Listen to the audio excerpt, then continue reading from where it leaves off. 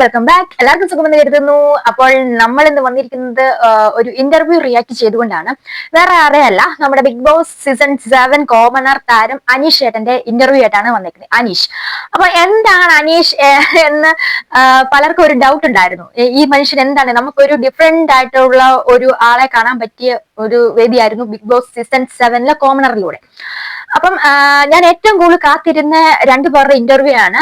First one നമ്മുടെ അനുമോളുടെ interview, അത് കണ്ടു. സെക്കൻഡ് വൺ നമ്മുടെ കോമണർ അനീഷിന്റെ. രണ്ടുപേരും പിടി കിട്ടാത്ത രണ്ട് വ്യക്തികളാണ്. രണ്ടും പഠിച്ച കള്ളന്മാരാണ്.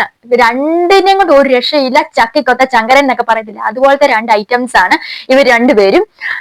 നമുക്ക് കുറച്ച് ഇന്റർവ്യൂയിലൂടെ, അതായത് ലൈൻ കട്ട് എന്ന് പറഞ്ഞ പരിപാടി ഉണ്ടല്ലോ, അതായത് ബിഗ് ബോസ് ഷോയുടെ അവസാനം അവർ അതേ പടി കൊണ്ട് ഫ്രഷ് ആയിട്ട് വന്നിട്ട് അവരുടെ ഫോണൊക്കെ കൈ കൊടുക്കുന്ന മുമ്പേ വന്ന് ഇന്റർവ്യൂ ചെയ്യും. നമ്മുടെ അഞ്ജന നമ്പ്യാർ ഇന്റർവ്യൂ ചെയ്യും. അപ്പോഴത്തേക്ക് അവർക്കൊന്നും പ്രിപ്പയർ ചെയ്യാനുള്ള സമയം കിട്ടത്തില്ല. അപ്പൊ അവർ പറയുന്നത് എല്ലാം അവർക്ക് പ്രിപ്പറേഷൻ ഇല്ലാത്തതുകൊണ്ട് തന്നെ ഉള്ള സത്യങ്ങൾ അവരങ്ങ് വിളിച്ചു പറയും. പക്ഷെ വെളിയിൽ ഇറങ്ങിക്കഴിഞ്ഞാൽ ഈ ഇന്റർവ്യൂവിനെ നേരെ കടത്തി വിട്ടു. എന്ന് വെച്ചിട്ടുണ്ടെങ്കിൽ വെളിയിൽ ഇറങ്ങിക്കഴിഞ്ഞാൽ ഫോണ് കാര്യങ്ങളെല്ലാം കൈ കിട്ടിയ കാരണം അവര് ചിലപ്പോൾ വൈറ്റ് വാഷ് അടിച്ച് കുറച്ച് മസാലയൊക്കെ ചേർത്ത് നമ്മുടെ മുന്നിൽ അത്ര മാന്യനായിട്ട് വരാനുള്ള ചാൻസ് ഉണ്ട്. ബട്ട് ഇവിടെ അഞ്ജന നമ്പ്യാരുടെ ഇടയ്ക്ക് ആ പരിപാടി നടക്കത്തില്ല. നല്ല ഫ്രഷ് ആയിട്ട് ഇങ്ങനെ സ്റ്റേജിൽ നിന്ന് വാ മക്കളെ എന്ന് പറഞ്ഞ് ഇങ്ങനെ സ്റ്റേജിൽ നിന്ന് ഇറക്കിക്കൊണ്ട് വന്നേച്ച് ഡയറക്റ്റ് ആയിട്ട് ഇന്റർവ്യൂ എടുക്കുന്ന ഒരു പരിപാടിയാണ്. അപ്പൊ ഞാൻ ഇന്ന് പറയാൻ പോകുന്നത് നമ്മുടെ, ഞാൻ മുമ്പ് പറഞ്ഞ പോലെ അനീഷിന്റെ കാര്യങ്ങളാണ്. നമുക്കൊന്ന് കണ്ട് നമുക്ക് നോക്കാം. എല്ലാവരും സാധാരണക്കാരനാണ് എന്നാണ് ഞാൻ വിശ്വസിക്കുന്നത്. അപ്പോൾ എല്ലാവരും സാധാരണക്കാരനാണെങ്കിൽ ഞാനൊരു സാധാരണക്കാരനാണെന്ന് പറയേണ്ട ആവശ്യമില്ലല്ലോ. നമ്മളൊക്കെ സാധാരണക്കാരാണ്. അല്ലെങ്കിൽ എല്ലാവരുടെ അടുത്തും പോയിട്ട് ഞാനൊരു സാധാരണക്കാരനാണെന്ന് പറയേണ്ട ആവശ്യമുണ്ടോ? അത് എന്താ കാര്യം എന്ന് വെച്ചിട്ടുണ്ടെങ്കിൽ, ഞാൻ വന്നത്, അതായത് ബിഗ് ബോസിലേക്ക് എനിക്ക് എൻട്രി കിട്ടുന്നത് മൈജിയിലൂടെയാണ്. മൈജി കോമണർ ഓഡീഷനിലൂടെയാണ് എനിക്ക് എൻട്രി കിട്ടുന്നത്. അപ്പോൾ ഒരു കോമണറായിട്ട് അങ്ങനെ ഒരു പേഴ്സ്പെക്റ്റീവിലൂടെയാണ് ഞാനത് പറഞ്ഞിട്ടുള്ളത്. പക്ഷെ സാധാരണക്കാരൻ എന്ന് പറയുമ്പോൾ അവിടെയുള്ള എല്ലാവരും സാധാരണക്കാരായിരുന്നു. ഫസ്റ്റ് തന്നെ അഞ്ജന നമ്പ്യാർ ഇവിടെ അനീഷിന്റെ ചീട്ട് കീറിക്കൊണ്ടാണ് തുടങ്ങുന്നത്. ഫസ്റ്റിലെ പാളിപ്പോയി. ഞാനൊരു സാധാരണക്കാരനാണ് എന്തിനെല്ലാരോടും പറഞ്ഞു നടന്നു. ശരിക്കും ഒരു സാധാരണക്കാരനാണോ? നമുക്കറിയാം അനീഷ് ഒരു സാധാരണക്കാരനല്ല. സാധാരണക്കാരൻ എന്ന് പറയുന്നത് എന്താണെന്ന് വെച്ചാൽ മൈജയുടെ കോമണർ എന്ന ഒരു പ്രിവിലേജിലൂടെ വന്ന ഒരു വ്യക്തിയാണ്. നമുക്കറിയാം അനീഷ് എന്ന് പറഞ്ഞ വ്യക്തി ഇഷ്ടംപോലെ സോഷ്യൽ മീഡിയകളിൽ നിറഞ്ഞു നിൽക്കുന്ന ആളാണ്. പക്ഷെ നമുക്ക് അയാൾ അത്ര പരിചയമില്ല. പല പല പരിപാടികളും പങ്കെടുത്തിട്ടുണ്ട്. പിന്നെ ഫിനാൻഷ്യലി വെച്ച് നോക്കുവാണെങ്കിൽ ഇയാള് അനുവിനേക്കാളും മുകളിലാണ്. ഫിനാൻഷ്യലി ഇയാൾ നല്ല സ്റ്റേബിൾ ഉള്ള മനുഷ്യനാണ്. ഇഷ്ടംപോലെ ഏക്കർ കണക്കിന് സ്ഥലവും കാര്യങ്ങളും ഒക്കെ ഉള്ള മനുഷ്യനാണ്. അപ്പൊ ഒരിക്കലും ഇയാൾ ഒരു സാധാരണക്കാരനല്ല. സാധാരണക്കാരെന്ന് പറഞ്ഞാൽ നമ്മളെ പോലെ ഉള്ളവരാണ്. അന്നേക്ക് വേണ്ടിയിട്ട് പണിയെടുത്ത് ജീവിക്കുന്ന മനുഷ്യനാണ്. പോരാത്തിന് ഇയാളൊരു ഒരു സർക്കാർ ഉദ്യോഗസ്ഥനും കൂടിയാണ്. അപ്പൊ ഈ സാധാരണക്കാരൻ എന്ന് പറഞ്ഞ കാർഡ് ശരിക്കും അനീഷ് അവിടെ യൂസ് ചെയ്യുകയായിരുന്നു. എന്ന് വെച്ചാൽ സാധാരണക്കാരെന്ന് പറയുമ്പോഴത്തേക്ക് നമ്മളെ പോലെയുള്ള കുറെ ആൾക്കാരാണ് ഈ ഷോ കണ്ടുകൊണ്ടിരിക്കുന്നത്. അപ്പൊ നമ്മളോർക്കും സാധാരണക്കാരൻ, പാവപ്പെട്ടവൻ, നമ്മളിൽ ഒരാള്. അപ്പൊ ആ ഒരു ഇമോഷണൽ കൃത്യമായിട്ട് അനീഷിനെ ജനങ്ങളോട്ട് എത്തിക്കാൻ പറ്റി. ആ ഇമോഷണൽ ബോണ്ടിലൂടെയാണ് അനീഷിന് ഇത്രയും ഈ 100 ഡേയ്സ് ഇവിടെ സർവൈവ് ചെയ്തിട്ട് നിൽക്കാൻ അദ്ദേഹത്തിന് പറ്റിയത്. വെൽ പ്ലാനഡ് ആയിട്ടുള്ള ഒരു സ്ട്രാറ്റജിയാണ് ഇവിടെ അനീഷ് നടത്തിയത്. അത് കറക്റ്റ് ആയിട്ട് പുള്ളിക്ക് എക്സിക്യൂട്ട് ചെയ്യാൻ പറ്റി എന്നുള്ളതാണ് പുള്ളിയുടെ കഴിവ് അവിടെ ഇരിക്കുന്നത്. അപ്പൊ പുള്ളി ഒരു സാധാരണക്കാരനല്ല. അവിടെ ബബ്ബ അടിക്കുകയാണ് അനീഷ്. എന്ത് പറയണമെന്നറിയത്തില്ല. പറഞ്ഞ ക്വസ്റ്റ്യൻ ഞാനത് മറന്നിരിക്കുകയായിരുന്നു. കാണുമ്പോൾ ചോദിക്കണം എന്ന് വിചാരിച്ചു. ഞാനാണിത് ചോദിക്കേണ്ടത്. അവിടെ പലയിടത്തും പറഞ്ഞല്ലോ 2 ദിവസം മുമ്പാണ് എന്നോട് പറഞ്ഞത്, 3 ദിവസം മുമ്പാണ്. എന്റെ മൊത്തൊക്കെ പറയാൻ പറ്റുമോ 3 ദിവസം മുമ്പ് അറിയിച്ചെന്ന്? ഇല്ല. അപ്പൊ എന്തിനാ അവിടെ പറഞ്ഞുകൊണ്ടിരുന്നത്? എന്നെ 2 ദിവസം മുമ്പാണ് ഇവിടെ വിളിച്ചത്, എന്നെ 3 ദിവസം മുമ്പ് മാക്സിമം എന്നൊക്കെ. അനീഷിനെ ആദ്യമായിട്ട് വിളിച്ച് അനീഷ് ഇന്നാന്ന് പറയുന്ന ആള് ഞാനാണ്. ആ വിളിച്ച കോളും എൻ്റെ കയ്യിലുണ്ട്, അന്ന് അയച്ച മെസ്സേജും ഉണ്ട്. അത് കഴിഞ്ഞിട്ട് അതിന്റെ ബാക്കി കാര്യങ്ങളും ഉണ്ട്. അത് ആക്ച്വലി അത് കള്ളം എന്ന് പറയുകയാണെങ്കിൽ ഞാനത് അക്സെപ്റ്റ് ചെയ്ത് തരുന്നു. പക്ഷെ ഇത് എന്താ കാര്യം എന്ന് വെച്ചിട്ടുണ്ടെങ്കിൽ, നമ്മൾ കുറെ നാള് ഒരു സ്ഥലത്ത് നിൽക്കുകയാണെങ്കിൽ നമുക്ക് ചില കാര്യങ്ങൾ ചിലപ്പോൾ മറന്നു പോകാനുള്ള സാധ്യതയുണ്ട്. കാരണം ഞാൻ പറഞ്ഞു, ഓൾറെഡി നമ്മൾ ബിഗ് ബോസ് ഹൗസിൽ ഞാൻ പുറത്തുള്ള രണ്ടാമതും വലിച്ചു കീറുന്നുണ്ട്. ബിഗ് ബോസ് എൻട്രി എപ്പോഴാണ് താൻ പ്രിപ്പയർ ഒന്നും ചെയ്തല്ല ബിഗ് ബോസിലോട്ട് എൻട്രി ചെയ്തത്. തനിക്ക് വളരെ ലേറ്റ് ആയിട്ടാണ് കൺഫർമേഷൻ കിട്ടിയത്. അതായത് നമ്മുടെ അനീഷ് ബിഗ് ബോസിലോട്ട് സെലക്ട് ആയിരുന്ന ആ ഒരു മെസ്സേജ് കിട്ടിയത് വളരെ ലേറ്റ് ആയിട്ടാന്ന് പറയുമ്പോൾ തന്നെ ഇവിടെ കള്ളം പൊളിഞ്ഞു വീണു. കാരണം എന്ന് വെച്ചാൽ ആ ഇന്റർവ്യൂ എടുത്ത ആ ഗ്രൂപ്പിൽ അഞ്ജന ഇൻക്ലൂഡഡ് ആയിരുന്നു. അഞ്ജന ഒരു മെമ്പർ ആയിരുന്നു. പിന്നെ ഈ ഇദ്ദേഹത്തിനെ വിളിച്ചത് അഞ്ജന തന്നെയാണ്. അഞ്ജനയാണ് നിങ്ങൾ സെലക്ട് ആയിട്ടുണ്ട് എന്ന് വിളിച്ചത്. പിന്നെ ചാറ്റിംഗ് ഹിസ്റ്ററി ഒക്കെ ഇവരുടെ കയ്യിലുള്ളതാണ്. അപ്പൊ ഒരു സത്യമായ ഒരു കാര്യം അറിയാവുന്ന ഒരു വ്യക്തിയുടെ മുന്നിൽ അനീഷിന് കള്ളം പറയാൻ പറ്റത്തില്ല. അന്നേരം അഞ്ജന ചോദിക്കുന്നുണ്ട്, എന്റെ മുഖത്ത് നോക്കി പറയാൻ പറ്റുമോ അനീഷിന് 2 ദിവസം ഷോയ്ക്ക് 2 ദിവസം മുന്നെയാണ് വിളിച്ചത്. അപ്പം ഉത്തരം മുട്ടുമ്പോഴത്തേക്ക് ഒന്നും പറയാൻ പറ്റാണ്ട് ഇങ്ങനെ സ്റ്റക്കായിട്ട് നിൽക്കുന്ന ഒരു അനീഷിനെയാണ് കാണാൻ പറ്റുന്നത്. പിന്നെ എന്ന് വെച്ചാൽ പ്രിപ്പറേഷൻ ഇല്ല എന്ന് പറയുന്നത്. നിങ്ങൾ നോക്കണം, 5 വർഷം ലീവ് എടുത്ത്, അതായത് ഒരു സർക്കാർ ജോലിക്കാരനായിരുന്ന ഒരു വ്യക്തി 5 വർഷം ലീവ് എടുത്ത് ബിഗ് ബോസിനെ കുറിച്ച് സ്റ്റഡി ചെയ്ത് ശരിക്കും ഒരു ബിഗ് ബോസ് മെറ്റീരിയൽ ആയിട്ടാണ് അനീഷിനകത്തോട്ട് വരുന്നത്. അപ്പം ഉറപ്പായിട്ടും ഇയാൾക്ക് ഈ ബിഗ് ബോസ് എങ്ങനെ കളിക്കണം, എവിടും തുടങ്ങണം, എന്ത് എന്റെ കയ്യിൽ നിന്ന് പോകണം, എന്ത് എന്റെ കയ്യിൽ നിന്ന് പോകരുത് എന്നൊക്കെ ഒരു വ്യക്തമായിട്ട് പ്ലാൻ ഉണ്ട്. അത് ഡേ 1 തൊട്ട് ഡേ 100 വരെ ഇയാൾ അത് മെയിൻറ്റെയിൻ ചെയ്ത് തന്നെ നിന്നു എന്ന് പറയുന്നത് വളരെ വലിയ ഒരു കാര്യമാണ്. പിടികൊടുത്തിട്ടില്ല. അതായത് സാധാരണക്കാരായ നമ്മളെപ്പോലുള്ള ജനങ്ങൾക്ക് ഇദ്ദേഹം പിടി കൊടുക്കാതെ അല നിന്നു. പിന്നെ ഒരു ഇടയ്ക്കൊരു ഇത് പാടി പതിച്ചിട്ടുണ്ടെങ്കിൽ നമ്മുടെ അനിമോള് ഈ പുള്ളിയെ കയ്യും കലാശമൊക്കെ കാണിച്ചെന്ന് വേണം പറയാം. അതിനകത്ത് ആള് കുറച്ചൊന്ന് വീണുപോയി. പക്ഷെ അതും ഒരു സ്ട്രാറ്റജിയാണ് അതിനകത്തും പുള്ളി സ്ട്രാറ്റജി കണ്ടെത്തി എന്നാണ് നമുക്ക് മനസ്സിലാക്കാൻ പറ്റും. വളരെ പഠിച്ച കള്ളന്മാർ. ഈ പ്രാവശ്യത്തെ ബിഗ് ബോസ് എന്ന് പറയുമ്പോഴത്തേക്ക് എനിക്ക് പറയാം, ഒരു പറ്റം കള്ളന്മാര് ചേർന്നുള്ള ഒരു ഷോ ആയിരുന്നു. എല്ലാ മത്സരാർത്ഥികളും കള്ളന് കഞ്ഞിയും കാപ്പിയും എല്ലാം വെച്ചവന്മാരായിരുന്നു. ഈ പ്രാവശ്യം ബിഗ് ബോസിലോട്ട് വന്ന മത്സരാർത്ഥികളും ആരും ഒട്ടും മോശം, എല്ലാവരും ഒന്നിനൊന്നിനും മെച്ചമാണ്. ആരും അവിടെ ജെന്യൂൻ ആയിട്ട് നിന്നിട്ടില്ല എന്ന് വേണം പറയാൻ. അങ്ങനെ എന്ന് പറയാൻ കാരണം ഈ ഇന്റർവ്യൂസ് കണ്ടാൽ മതി. കാരണം അവിടെ നമുക്ക് ഒന്നും ചെയ്യാൻ പറ്റില്ല. ഡയറക്റ്റ് എടുത്ത് വെച്ച് മോനെ ഇന്റർവ്യൂ ചെയ്യാന്ന് പറഞ്ഞ ഡയറക്റ്റ് വരുവാണ്. ആ സ്റ്റേജിൽ നിന്ന് ലാലേട്ടനോട് വിട പറഞ്ഞിറങ്ങുമ്പോൾ അഞ്ജന വിളിച്ചോണ്ട് പോവാണ്, ഇന്റർവ്യൂ ഒക്കെ കഴിഞ്ഞിട്ട് നമുക്ക് ഫോൺ തരാം കേട്ടോ എന്നൊക്കെ പറഞ്ഞോണ്ട്. അപ്പം നല്ല ഫ്രഷ് ഇന്റർവ്യൂ ആണ് നമുക്ക് കിട്ടുന്നത്. ഒരു മായവും അതിനകത്ത് കളർത്താൻ പറ്റത്തില്ല. ആരാന്ന് മനസ്സിലായില്ല. ശരിക്കും സത്യം പറ. ആക്ച്വലി ഈ അനുമോള് കുറച്ചും കൂടെ ഇപ്പം ഒരു എന്താ പറയുക മേക്കപ്പ് ലുക്കിലായിരുന്നു. ഫെയിമിൽ തിളങ്ങി നിൽക്കുന്ന ആളുകളെയൊക്കെ നമ്മൾ നേരിട്ട് കാണുമ്പോൾ ചിലപ്പോൾ കുറച്ച് വ്യത്യസ്തരാണ്. സ്ക്രീൻ പ്രസൻസ് വേറെ, അല്ലെങ്കിൽ നേരിട്ട് കാണുമ്പോൾ ഒരു ഡിഫറെന്റ് ആയിട്ട് നമുക്ക് ഫീൽ ചെയ്യും. അപ്പൊ എനിക്ക് ആക്ച്വലി കുറച്ച് വ്യത്യാസമായിട്ട് ഫീൽ ചെയ്തു. പിന്നെ ഞാൻ അനുമോളെ കൃത്യമായിട്ട് ഫോളോ ചെയ്യുന്ന ഒരാളല്ലായിരുന്നു.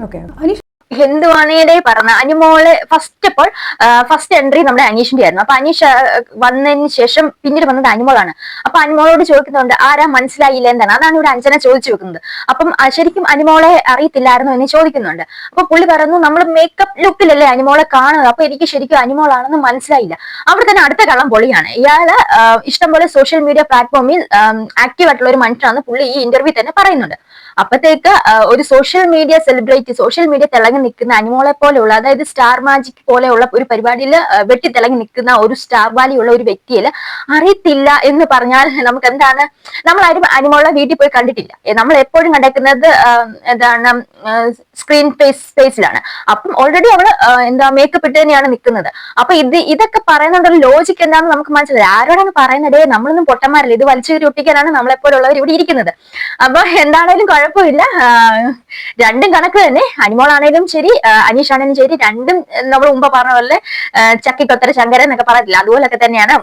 ത്രൂ ഔട്ട് ഇതിനകത്ത് മൊത്തം അഞ്ജന അനീഷിനെ പൊളിച്ചെടുക്കുകയാണ് ചെയ്യുന്നത്. ഇപ്പം ഏകദേശം ഇതൊരു 10-45 മിനിറ്റോളം ഇന്റർവ്യൂ ആണ്. ഈ ഒരു 10 മിനിറ്റിൽ കണ്ടതിൽ വെച്ച് ഈ 10 മിനിറ്റും കള്ളത്തരം തന്നെയാണ് അനീഷിന്റെ ഭാഗത്തുനിന്ന് വരുന്നത്. ഈ പ്രാവശ്യം അനീഷിന് എടുക്കാൻ തന്നെയുള്ള ഏറ്റവും വലിയ കാര്യം എന്താ അറിയോ? ഇല്ലെങ്കിൽ അടുത്ത പ്രാവശ്യം വരുന്നു, പിന്നെ ഈ പ്രാവശ്യം തന്നെ എടുക്കുന്നതല്ലേ നല്ലത്. അപ്പോ ഇതൊക്കെ മനുഷ്യ ഒരുപാട് പ്രിപ്പയർ ചെയ്തു എന്ന് പറയുന്നതിനേക്കാൾ ഉപരി ഞാൻ എല്ലാ സീസണും കണ്ടിട്ടുണ്ട് എന്നുള്ള വാക്കാണ് ശരിയായിട്ടുള്ളത്. അപ്പൊ നമ്മൾ കാണുന്നു, കണ്ടു കഴിഞ്ഞ് കേരളത്തിലുള്ള ബിഗ് ബോസ് ഫാൻ, ഏതൊരു ബിഗ് ബോസ് ഫാനിനെ പറയുന്നത് പുള്ളി 5 വർഷത്തിൽ ലീവ് എടുത്ത കാര്യങ്ങളൊക്കെ പറയുന്നുണ്ട്. എന്തിനാണ് 5 വർഷം ലീവ് എടുത്തത്? അപ്പം ഇദ്ദേഹം നമുക്ക് വന്ന സമയത്ത് പറഞ്ഞിരുന്നത് എന്താണെന്ന് വെച്ചിട്ടുണ്ടെങ്കിൽ, ലീവ് എടുത്തത് ബിഗ് ബോസിന് വേണ്ടി പ്രിപ്പറേഷൻ ചെയ്യുകയാണ് എന്നൊക്കെ പറഞ്ഞു. പിന്നെ ഒരു സ്റ്റോറി പറഞ്ഞപ്പോഴത്തേക്ക് അതങ്ങനെയല്ല എന്ന് പറഞ്ഞു. അപ്പൊ അതിവിടെ കറക്റ്റ് ആയിട്ട് അഞ്ജന ചോദിക്കുമ്പോഴത്തേക്ക് പറയുന്നു, എനിക്ക് വിദേശത്തോട്ട് പോകണമായിരുന്നു, അപ്പൊ അവിടെ ഒരു ജോലി സെറ്റ് ആയിട്ടുണ്ടായിരുന്നു, പക്ഷേ അൺഫോർച്ചുനേറ്റ്ലി ആ ജോലി എനിക്ക് കിട്ടിയില്ല. 99.9% കിട്ടുമെന്ന് ഉറപ്പുണ്ടായതുകൊണ്ട് എന്റെ സുഹൃത്തു വഴി വന്നതായതുകൊണ്ടാണ് ഞാൻ ലീവ് എടുത്തത്. പക്ഷെ അത് കഴിഞ്ഞിട്ട് ഞാൻ എഴുത്തും കാര്യങ്ങളും ബിഗ് ബോസിലോട്ടുള്ള അങ്ങനെ ഒരു കൺവേർട്ട് ആവുകയാണ് എന്നൊക്കെയാണ് ഇത് പറഞ്ഞിരിക്കുന്നത്. എന്തോ നമുക്കൊന്നും ഇത് ആക്കാൻ പറ്റുന്നില്ല. എന്തൊക്കെയോ എവിടേക്കോ ഒരു തകരാറ്, ഇച്ചിരി എന്തൊക്കെ ചീഞ്ഞ് നടന്ന പോലെയൊക്കെ തോന്നുന്നുണ്ട്. അപ്പം അടുത്ത കേൾക്കാം. സ്ത്രീകളോട് അനീഷിന് ഇഷ്ടമല്ല. എന്നോട് ഇവൻ 6 മാസം സ്ത്രീകൾക്ക് എന്തിനും മെറ്റർനിറ്റി ലീവ് കൊടുക്കുന്നു, അതിന്റെ ആവശ്യമില്ല എന്ന് പറഞ്ഞ് നമ്മൾ ഭയങ്കരമായിട്ട് തർക്കിച്ചിരുന്നു ഇല്ലേ. പക്ഷെ ആ അനീഷാണ് അകത്ത് ചെന്ന്, അനീഷ് പറഞ്ഞു എനിക്ക് അകത്ത് ചെന്ന് സ്ത്രീകൾക്ക് കൊടുക്കുന്ന ഒരുപാട് കൺസിഡറേഷനെ കൊണ്ടും പരിഗണനകളെ പറ്റിയും സംസാരിക്കണം, അനീഷിന് മനസ്സിൽ എങ്ങനെ ഈ സ്ത്രീ വിരോധം വന്നു എന്ന് ജനങ്ങളോട് അവയർനെസ് കൊടുക്കണം. ഇതൊന്നും ചെയ്തില്ലല്ലോ. മെറ്റേണിറ്റിയുടെ കാര്യം പറഞ്ഞില്ല എന്നുള്ളത് കറക്റ്റാണ്. പക്ഷെ ചില കാര്യങ്ങൾ കൃത്യമായിട്ട് പറഞ്ഞിട്ടുണ്ട് എന്ന് തന്നെയാണ് ഞാൻ വിശ്വസിക്കുന്നത്. എനിക്ക് തോന്നുന്നു ഞാൻ തന്നെ മെൽറ്റായെന്ന് തോന്നുന്നു. എനിക്ക് ഞാനൊരു കോളേജ് ലൈഫിലേക്ക് തിരിച്ചു പോയിട്ടുള്ള ഒരു അവസ്ഥയായിരുന്നു. അപ്പോൾ ഒരു പ്യുവർ ഫ്രണ്ട്ഷിപ്പ് ഉടലെടുക്കുന്നു. അപ്പം അത് കഴിഞ്ഞപ്പോൾ എൻ്റെ ജീവിതത്തോടുള്ളൊരു കാഴ്ചപ്പാട് മാറുന്നു. പതിയെ ഹൗസിലുള്ള എല്ലാവരെയും എനിക്ക് സ്നേഹിക്കാനായിട്ട് പറ്റുന്നു. എനിക്ക് ഓർമ്മയുണ്ട്, എൻ്റെ വീട്ടിലേക്ക് ആരും വരണ്ട എന്ന് പറഞ്ഞ അനീഷ് ഒരു പോയിന്റിൽ തിരിച്ച് എല്ലാവരും എൻ്റെ വീട്ടിലേക്ക് വരൂ എന്ന്. ഞാൻ ജീവിതത്തിൽ ആദ്യമായിട്ടാണ് ഇത്രയും സ്ത്രീകളും പുരുഷന്മാരും ഒരുമിച്ച് ഒരു ബെഡ്റൂമിൽ കിടക്കുന്നത് കാണുന്നത്, അല്ലെങ്കിൽ എക്സ്പീരിയൻസ് ചെയ്യുന്നത്. അപ്പൊ അങ്ങനെയൊക്കെ ആയിപ്പോ പതിയെ ഒരു സ്ത്രീ വിരുദ്ധത എന്ന് പറയുന്ന ഒരു കാര്യം മാറിപ്പോയതായിരിക്കാം. പിന്നെ നമ്മുടെ ലവ് കോംബോയെ കുറിച്ച് ചോദിക്കുന്നുണ്ട്, അത് ജെന്യൂൻ ആയിട്ടാണ് എന്ന് ഒരു പോസിറ്റീവ് മറുപടി ഓപ്പോസിറ്റീവ് ഭാഗത്തുനിന്ന് കിട്ടും എന്നൊക്കെ പറയുന്നുണ്ട്. അങ്ങനെയാണ് ഞാൻ അനിയനോട് ഇഷ്ടമാണെന്ന് പറഞ്ഞത്. പക്ഷെ അവിടുന്ന് നെഗറ്റീവ് ഇട്ടപ്പോ ഞാൻ അത് വിട്ടെന്ന് പറഞ്ഞിട്ടുണ്ട്. ഓക്കെ ഫൈൻ, നമുക്ക് അറിയത്തില്ല, പുള്ളിയെ നമ്മൾ പഠിച്ചു വരുന്നതേ ഉള്ളൂ. അത് പഠിച്ചാലും നമുക്ക് അറിയത്തില്ല, ഇനി പഠിക്കേണ്ട കാര്യമൊന്നുമില്ല. അപ്പൊ അത് കഴിഞ്ഞിട്ട് പിന്നെ സ്ത്രീ വിരുദ്ധനാണെന്ന് പറഞ്ഞിട്ടാണ് ആള് വരുന്നത്. സ്ത്രീവിരുദ്ധനാണെന്ന് പറഞ്ഞാണ് പുള്ളി വരുന്നത്. പക്ഷെ അതിൽ കണ്ട അനീഷ് സ്ത്രീവിരുദ്ധതയും മറന്നിട്ട് ഒരു ഫാമിലി ഡെവലപ്പ് ആക്കാനുള്ള സ്ട്രാറ്റജിയാണ് പിന്നെ നമ്മൾ കണ്ടത്. അപ്പൊ ഇത് പുള്ളി ഒരിക്കലും ഒരു സ്ത്രീവിരുദ്ധനല്ല എന്ന് ഇതിനകത്തുനിന്ന് വ്യക്തമാണ്. അപ്പൊ ശരിക്കും പറയുകയാണെങ്കിൽ ഫുൾ ത്രൂ ഔട്ട് എല്ലാം ഒരു മാനിപ്പുലേഷനിൽ നിന്ന ഒരു ആളാണ്, ഫുൾ സ്ട്രാറ്റജിയോട് കൂടി നിന്ന ഒരു മനുഷ്യനാണ്. ലാസ്റ്റത്തെ ഇതാണ് മൊത്തം പുള്ളിക്ക് പാളിപ്പോയത്. അനിമോളുമായിട്ടുള്ള ഇത്, പിന്നെ റീ എൻട്രി ടൈം, അതൊക്കെയാണ് പുള്ളിക്ക് ഒന്ന് പാളിപ്പോയ ഒരു സംഭവം എനിക്ക് തോന്നുന്നു. ഇല്ലായിരുന്നെങ്കിൽ ഈ റീ എൻട്രി വന്നിട്ട് അനുവിനെ എല്ലാവരും ടാർഗറ്റ് ചെയ്ത് ഒരു കോർണർ ചെയ്ത് ഇല്ലായിരുന്നെങ്കിൽ ഒരു പക്ഷെ അനീഷ് ആവുമായിരുന്നു കപ്പടിക്കുന്നത്. അപ്പൊ ഈ കോമണർ എന്നുള്ള ഒരു പ്രിവിലേജ് വെച്ച് പുള്ളി തീർച്ചയായിട്ടും അങ്ങനെ ഒരു ഇമ്പാക്ട് സാധാരണക്കാരുടെ മനസ്സിലോട്ട് ഇൻജക്ട് ചെയ്ത് അത്രയും വിജയിച്ചു നിന്ന ഒരു മനുഷ്യനാണ് അനീഷ്. അനീഷിനും അനുമോക്കുമാണ് ഏറ്റവും കൂടുതൽ PR-ന്റെ പിന്തുണ ഉണ്ടായിരുന്നത്. പക്ഷെ അൺഫോർച്ചുനേറ്റ്ലി അത് നമ്മുടെ ഏറ്റവും കൂടുതൽ വെളിയിൽ ചർച്ചയായത് അനുമോടെ PR വർക്കിനെ കുറിച്ചാണ്. അനുമോടെ, അക്ബറിന്റെ, ഇവരുടെയൊക്കെയാണ് ഏറ്റവും കൂടുതൽ ചർച്ച ചെയ്തത്, ബിന്നിയുടെയൊക്കെ. പക്ഷെ എന്തോ ഇവരുടെ ഈ അനീഷിന്റേത് PR അത്രയും ചർച്ചയായില്ല. പക്ഷെ ഏറ്റവും കൂടുതൽ നന്നായിട്ട് PR അനീഷിന്റെ ബാക്ക്ഗ്രൗണ്ടിൽ നന്നായിട്ടുണ്ടായിരുന്നു. പക്ഷെ ഇദ്ദേഹത്തിന്റെ സോഷ്യൽ മീഡിയ അക്കൗണ്ട് യൂസ് ചെയ്തല്ല ഇത് പ്രവർത്തിച്ചിരുന്നത്. അനീഷിനായിട്ട് വേറൊരു അക്കൗണ്ട് PR തന്നെ സൃഷ്ടിക്കുകയായിരുന്നു. അതൊക്കെയാണ് ഇന്നത്തെ ഒരു മെയിൻ ഹൈലൈറ്റ് ആയിട്ട് വരുന്നത്. അതുകൊണ്ട് തന്നെ ഒരു PR-ന്റെ ഒരു സംസാരം അനീഷിന് കിട്ടിയില്ല. കോമണർ, അതായത് ജനങ്ങളുടെ മനസ്സിൽ എന്നും വിജയിച്ചിരിക്കുന്ന ഒരു കപ്പടിക്കാത്ത വിന്നർ, ജനങ്ങളുടെ മനസ്സിലെ വിന്നർ അനീഷാണ്, ഞങ്ങളുടെ കോമണർ ആണ് എന്നുള്ള ഒരു ഇത് കിട്ടാൻ വേണ്ടിട്ട് അനീഷിന്റെ കഴിവാണത്. അത് വളരെ നന്നായിട്ട് അത് വർക്കൗട്ടായി. ഇന്നലെ കൊച്ചി വന്നിറങ്ങിയപ്പോഴത്തേക്ക് അത്രയധികം ആൾക്കാരാണ് അനീഷിനെ വരവേൽക്കാണ്ട് എത്തിയത്. അപ്പൊ ഇതൊക്കെയാണ് നമുക്ക് പറയാനുള്ളത്. ഇനി കുറെ അധികം പറയാനുണ്ട്. കാരണം എന്താ വെച്ചാൽ വീഡിയോയുടെ ലെന്ത് ഇപ്പൊ തന്നെ 10-20 മിനിറ്റ് ആയി, കൂടിപ്പോകും. അതുകൊണ്ട് കൂടിപ്പോയി അത്ര ശരിയല്ല. അതുകൊണ്ടാണ് ഇപ്പൊ ഇത്രയും നിർത്തി ചുരുക്കുന്നത്. ഒരു 10-45 മിനിറ്റുള്ള ഒരു ഇന്റർവ്യൂ ആണ് അഞ്ജന നമ്പ്യാരും നമ്മുടെ അനീഷും തമ്മിലുള്ളത്. അപ്പൊ ഇതൊക്കെയാണ് നമുക്ക് പറയാനുള്ളത്. എന്താണേലും ഒന്നും ഒരു മനുഷ്യര് പോലും ജെന്യൂൻ ആയിട്ടല്ല, എല്ലാം നമ്മുടെ കണ്ണിൽ പൊടിയിടുകയാണ് എന്നൊരു ക്ലാരിറ്റിയാണ് നമുക്കിപ്പോ ഇവിടെ കിട്ടുന്നത്. അപ്പൊ നിങ്ങൾക്ക് എന്താണ് തോന്നിയെന്ന് വെച്ചാൽ തീർച്ചയായിട്ടും കമന്റ് ചെയ്യുക. അടുത്തൊരു വീഡിയോ കാണുന്നവരെ സ്റ്റുഡന്റ് ബൈ.